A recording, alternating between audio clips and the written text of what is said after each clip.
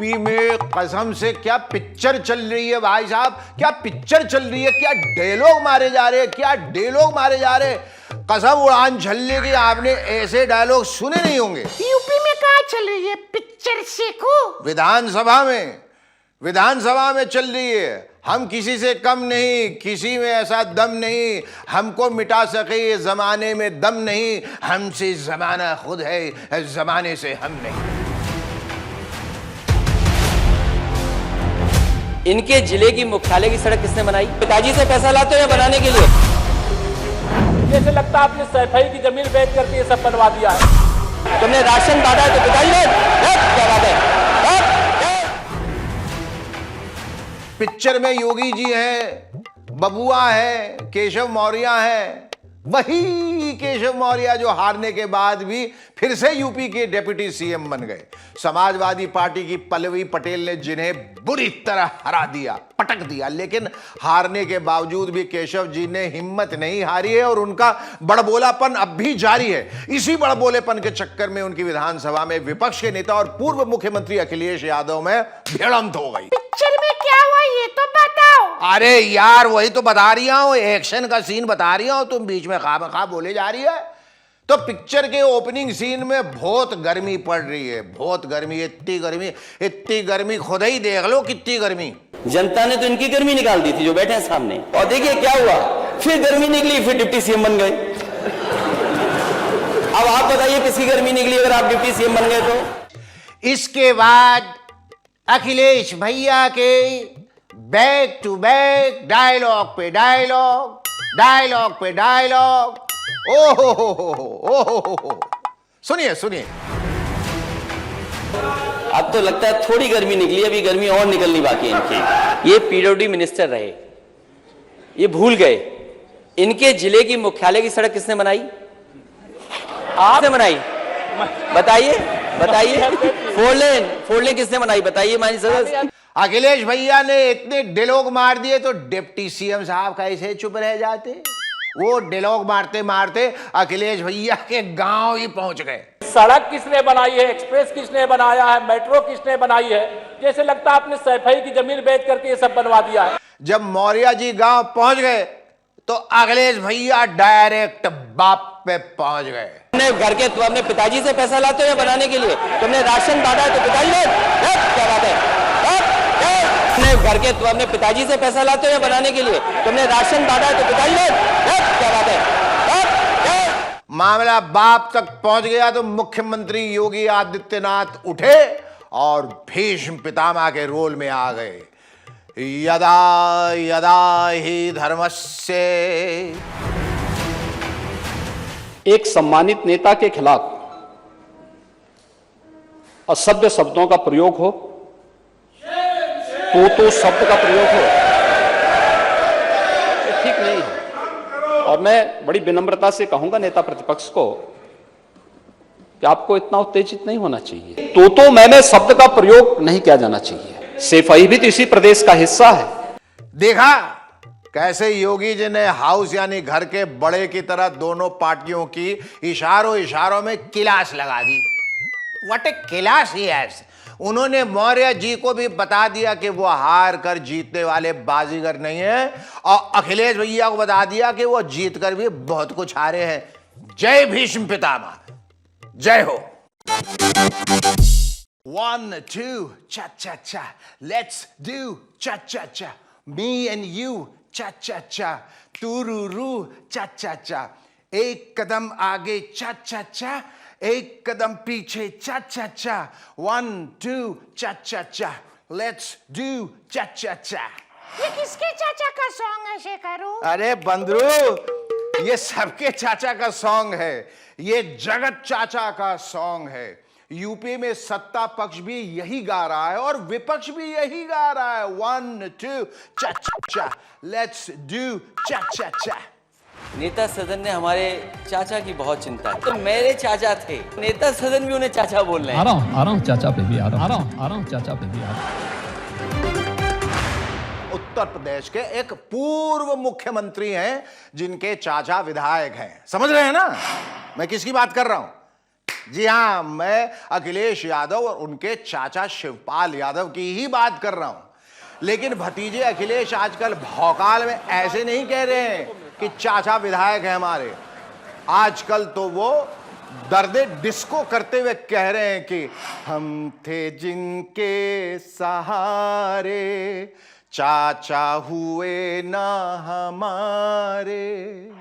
नेता सदन ने हमारे चाचा की बहुत चिंता की। तो मेरे चाचा थे, लेकिन अब तो नेता सदन भी उन्हें चाचा बोल रहे हैं। और नेता सदन यानी कि मुख्यमंत्री योगी आदित्यनाथ जी महाराज कह रहे हैं कि आ रहे हैं, हम चाचा पे डोरे डालने आ रहे हैं। आ रहा हूँ चाचा पे भी आ रहा हूँ। तो जी ये जो चाचा भतीजे और महाराज जी का जो लव ट्रायंगल चल रहा है यूपी में, उसकी शुरुआत दरअसल काफी दिन पहले हो चुकी थी। इलेक्शन रिजल्ट के बाद अब तो मतलब इजहार मोहब्बत हो रहा है। मैंने कहा कि मुख्यमंत्री उत्तर प्रदेश के ईमानदार हैं, मेहनती हैं, उत्तर प्रदेश को ऊंचाइयों तक ले जाना चाहते हैं। चचा के तक कहते ही तो मेजें ही टूट गईं। मैं इतने जोर से नाचा आज की घुंघरू टूट गए। और टूटे भी क्यों ना भाई, जब अपने दुश्मन की फैमिली से कोई आपकी तारीफ करे तो उसकी बात ही कुछ और होती है। एक बार फिर से सुनिए थपकी प्यार की, वंस मोर दिखाइए। कहा कि मुख्यमंत्री उत्तर प्रदेश के ईमानदार हैं, मेहनती हैं, उत्तर प्रदेश को ऊंचाइयों तक ले जाना चाहते हैं।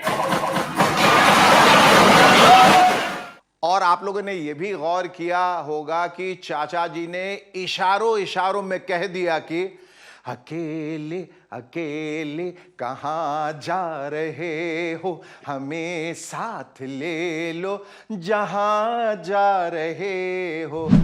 अकेले उत्तर प्रदेश जिन उन ऊंचाइयों पर पहुंचाना चाहते हैं, नहीं पहुंचाया जा सकता है।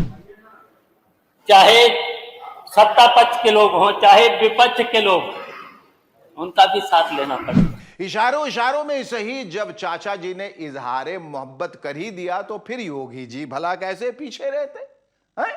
योगी जी ने धन्यवाद सहित भी कर ही दिया। मैं धन्यवाद दूंगा शिवपाल जी को कि उन्होंने भी अपनी विधानसभा सीट पर जाकर के युवाओं को वहां पर टैबलेट और स्मार्टफोन का वितरण किया। योगी जी ने चाचा जी को सिर्फ धन्यवाद ही नहीं दिया, भतीजे जी पर तंज कसते हुए यहां तक कह दिया कि असली समाजवादी तो चाचा शिवपाल जी हैं, समाजवादी पार्टी वाले, भतीजे नहीं। समाजवादी पार्टी में मुझे लगता है कि डॉक्टर लोहिया पे मैं लेखनी कभी कभी केवल शिवपाल जी की देखता हूं। ये तो कुछ भी नहीं है, मैं कह रहा हूं आप आगे तो सुनिए हुजूर, सुनिए तो सही। आप पास होते हुए भी साथ नहीं हैं, और यही आपकी सबसे बड़ी विफलता है। हम ही से सीखी अदाएं हम ही पे वार किया, हमारे तीर हम ही पे चलाए जाते हैं। योगी जी ने अखिलेश भैया पे जो ये तीर पे तीर चलाए हैं, वो सारे तीर चाचा जी के कंधे पर धनुष रखकर ही चलाए हैं, क्योंकि चाचा जी पहले ही ये शिकवा कर चुके थे कि काश आप हमारे होते। ये साथ अगर हमारा ले लेते तो आप लोग यहाँ बैठते और ये लोग वहां बैठते। यानी चाचा जी भतीजे जी से साफ कह रहे हैं कि आपने हमारा साथ नहीं लिया। हम साथ होते तो खैर, अब तो जो होना था सो हो गया, जिसे जहां बैठना था बैठ गया। अब तो ये देखना बाकी है कि ऊंट बैठेगा किस करवट। मेरा मतलब है चाचा जी किस करवट बैठेंगे, सत्ता पक्ष की करवट या विपक्ष की करवट। बंदरू, तुझे याद है ना, बहुत साल पहले एक फिल्म आई थी किस्सा कुर्सी का, याद है ना? हाँ याद है। हाँ, अब उसका सीक्वल आने वाला है, गुस्सा कुर्सी का। उसमें हीरो कौन होगा? हीरो होंगे डॉक्टर हर्षवर्धन जी, जो कुर्सी के लिए गुस्सा हो जाते हैं और गुस्से में मातम पूर्सी करते हुए चले जाते हैं। पार्लियामेंट मेंबर्स तक के लिए सीट इन्होंने नहीं रखी।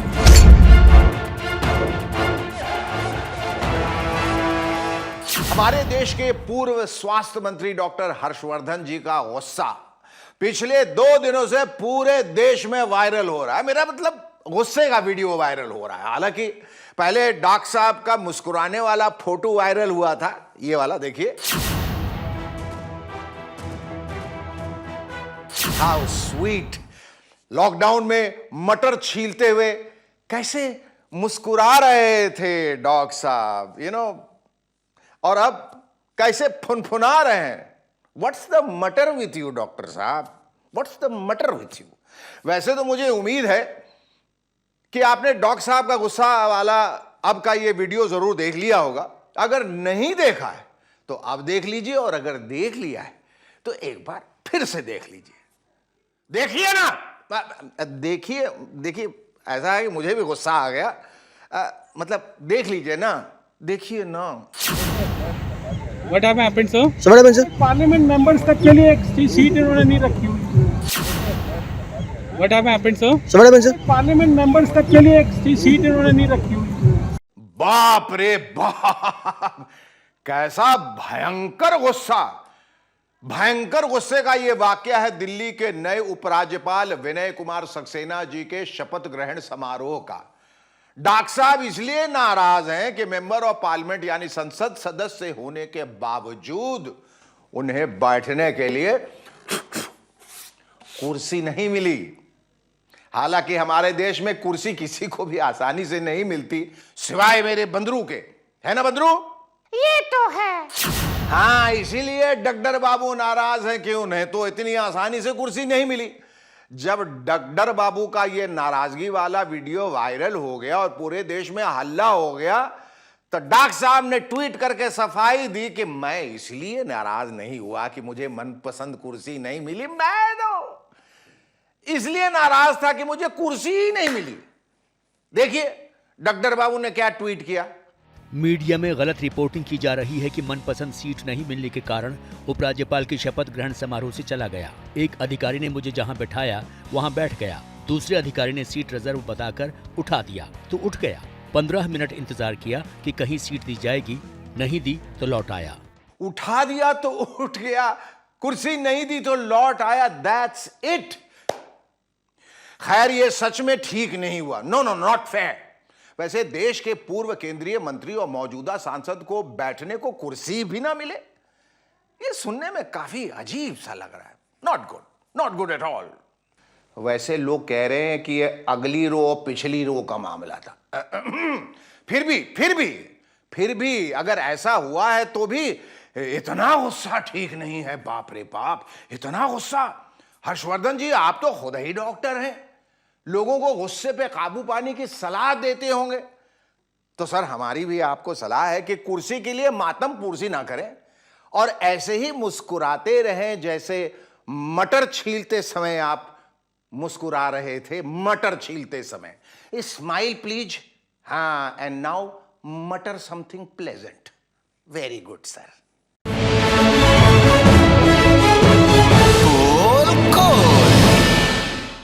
खोदा पहाड़ और चूहिया भी नहीं निकली। अरे किसने पहाड़ खोदा था भाई? अरे किसने पहाड़ खोदा था भाई, तुम्हें जैसे मालूम नहीं।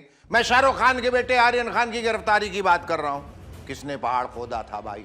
पिछले साल उनको एनसीबी यानी नारकोटिक्स कंट्रोल ब्यूरो ने ड्रग्स की स्मगलिंग के मामले में गिरफ्तार किया था। अब जाके मालूम हुआ है कि उस ड्रग्स के पहाड़ के नीचे मरी हुई चूहिया भी नहीं मिली।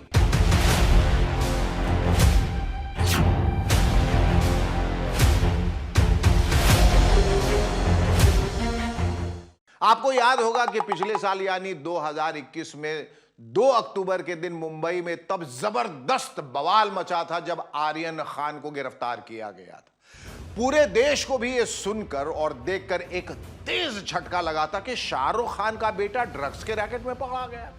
आर्यन को गिरफ्तार करने का यह कारनामा किया था समीर वानखेड़े नाम के एक अधिकारी ने, जो उस वक्त नारकोटिक्स कंट्रोल ब्यूरो में तैनात थे। हफ्ते 10 दिनों तक तो लगा था कि अपने समीर वानखेड़े एक ऐसे बहादुर योद्धा हैं जो नशेबाजी और ड्रग्स के धंधे को तहस नहस करने के लिए अपने सिर पर कफन बांधकर निकल पड़े हैं और चुन चुन कर, जी हां, चुन चुन कर ड्रग्स के स्मगलरों को नेस्तनाबूद कर देंगे। लगने लगा था कि समीर वानखेड़े देश के हीरो हैं, हाय, और शाहरुख खान जीरो। कुछ लोगों को इंटरसेप्ट किया है और उनकी इन्वेस्टिगेशन चालू है अभी। 8 से 10 जनों को अभी वी आर इन्वेस्टिगेटिंग। कौन सुपरस्टार का बेटा है कौन नहीं है ये हमारा आउटलुक नहीं है। हम लोगों को देखना है कि इसमें ड्रग्स से कनेक्टेड कौन थे, और जो भी कनेक्टेड होंगे, चाहे वो किसी के भी बेटे हों या किसी ओहदे के हों, उन पर कार्रवाई होगी। लेकिन जैसे ही मामला अदालत में पहुंचा और मीडिया ने भी सवाल करने शुरू किए, वैसे वैसे समीर वानखेड़े के चेहरे से नकाब उतरने लगा, माफ कीजिएगा, उनका मास्क उतरने लगा। असल में उस समय कोरोना का प्रकोप बढ़ा हुआ था, इसलिए समीर वानखेड़े नकाब नहीं मास्क पहनते थे, मास्क। फिर यह भी सुना जाने लगा कि वो इतने महंगे महंगे कपड़े पहनते हैं कि सुपरस्टार शाहरुख खान भी खरीदने के पहले 10 बार सोचें। वानखेड़े पर और भी आरोप लगे, जैसे ये कि उनका जाति प्रमाण पत्र जाली है। यह भी कहा गया कि वानखेड़े ने किशोरावस्था में ही वाइन शॉप का गैर कानूनी लाइसेंस लिया था।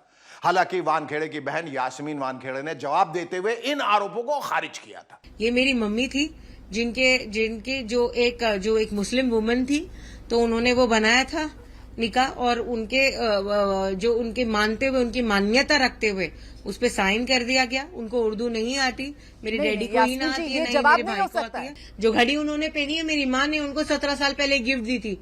मैं आपको बताऊं, वो एक ऐसे इंसान है कि जो 2 साल में एक बार शॉपिंग करते हैं, और वो लिखते हैं पेज पे कि मुझे क्या क्या चाहिए। वो एक प्रॉपर टैक्स पेयर इंसान है। लेकिन यह राज तो खुल ही गया कि समीर वानखेड़े के वार्डरोब में इतने महंगे कपड़े हैं कि पुराने जमाने के सुपरस्टार देव साहब भी आज अगर होते तो टेंशन ये आ जाता कि उनके पास भी इतने शानदार कपड़े और महंगी घड़ियां नहीं हैं जितने समीर वानखेड़े के पास हैं। तुम भटक रहे हो शेखरू। मैं भटक रहा हूं। और समीर वानखेड़े नाम के इस शख्स ने पूरे देश और पूरे मीडिया को जो भटका दिया है, बरगला दिया है, वो कुछ नहीं था। 6000 पेज की जो रिपोर्ट अब जाकर एनसीबी ने तैयार की है, वो चीख कर कह रही है कि समीर वानखेड़े ने आर्यन खान के खिलाफ एक फर्जी खेल रचा था। फर्जी खेल। एनसीबी के अधिकारी ही कह रहे हैं कि इस केस में कई आरोपियों के खिलाफ कोई सबूत नहीं है। इसमें चार्जशीट दाखिल हुई है और इसमें ऐसा पाया गया है कि सबूत के आधार पर, एविडेंस के आधार पर 14 लोगों पर एविडेंस बनता है और उनके खिलाफ चार्जशीट दाखिल की गई, और 6 लोगों के खिलाफ एविडेंस पर्याप्त नहीं था तो उनके खिलाफ चार्जशीट दाखिल नहीं की गई। मुझे इसलिए गुस्सा आ रहा है कि हमारे सरकारी अफसर सरकार से इतनी मोटी मोटी तनख्वाह पाते हैं और करते क्या है? कोई फर्जी एनकाउंटर कर रहा है, तो कोई फर्जी रेड डाल रहा है, तो किसी के घर में 100 करोड़ रुपए कैश मिल रहे हैं, तो कोई अपने कुत्ते को खिलाड़ियों की प्रैक्टिस के समय स्टेडियम में टहला रहा। खैर, गृह मंत्रालय ने कुत्ता टहलाने वाले अफसर का तबादला लद्दाख में कर दिया है और उनकी पत्नी का अरुणाचल प्रदेश में। लेकिन महुआ मोहित्रा ने अपने ट्वीट में सही सवाल उठाया है कि अरुणाचल प्रदेश ने ऐसा क्या गुनाह किया कि ऐसे अफसर को वहां भेजा जा रहा है। हम यहां पोल खोल में आमतौर पर नेताओं की पोल खोलते हैं, लेकिन देश को यह भी जानना चाहिए कि इस देश में अफसरों की मनमानी बढ़ रही है। अब सवाल यह उठता है कि समीर वानखेड़े जैसे अफसर क्या अपनी कारगुजारियां यूं ही जारी रखेंगे और देश आंख बंद रखेगा?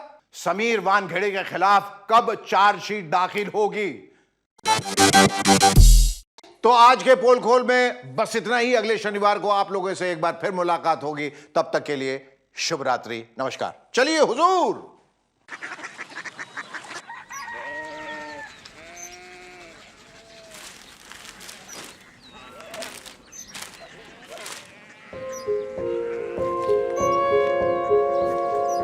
बाबा बाबा कोरिया सिटी জানি না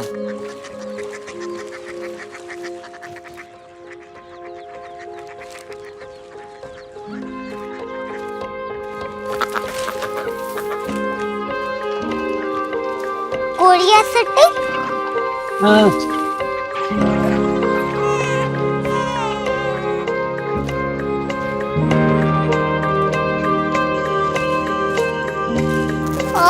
कोरिया सिटी कहाँ पे है? शहर अंग्रेजी लगे हैं।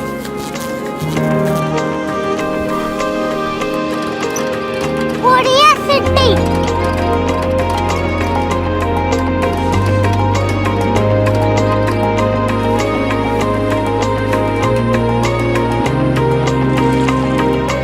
बहुत दूर है।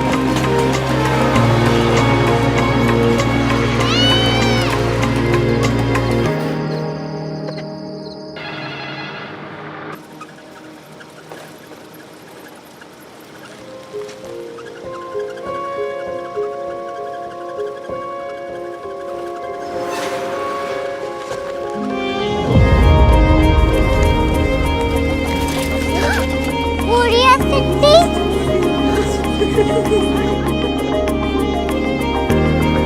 दुनिया कुछ लोग बड़े होते हैं। कोरिया सिटी कहाँ है? प्रोफेसर साहब को पता होगा। हो, ये छोटा वाला ग्लोब लगता है और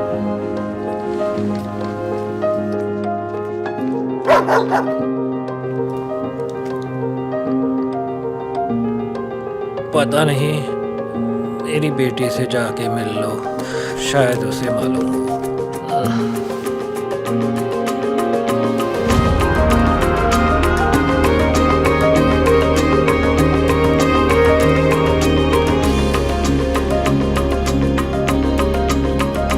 हाय, बाबा ने भेजा है। Come here. Korea city. Korea city नहीं, क्यूरियोसिटी। वो क्या? That's what brought you here? जो तुम्हें यहाँ तक ले आया। क्यूरियोसिटी।